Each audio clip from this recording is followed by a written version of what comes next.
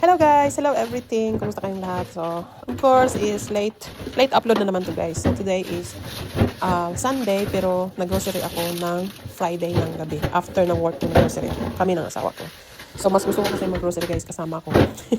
Kasi plugka ako ng plugka. Hindi nga guys. So, kinabukasan kasi guys, bisita kami. Family.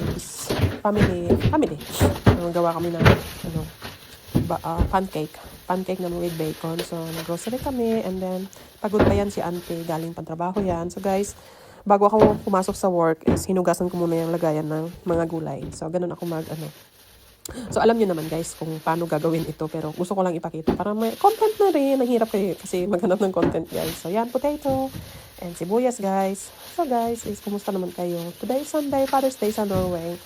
So, tahimik sa bahay kasi nga wala na kami lang dalawang asawa ko dito. So, ngayon is habang nagko-content ako dito, habang nag-voice over ako dito, ako nakasalang yung pork ribs ko. Pork ribs. Yan. Pork belly.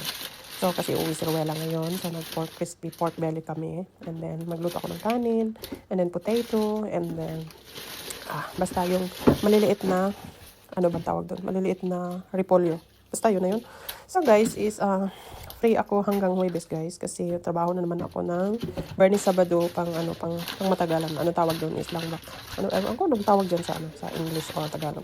Basta mahabaan na trabaho. So yung mushroom guys, hindi ko na kailangan ilabas kasi kailangan talaga yan nakabalot. So meron tayong gustong-gusto ko yung atsal na yan na yung mahaba pang salad talaga siya. And then bawang, and then yan lang guys.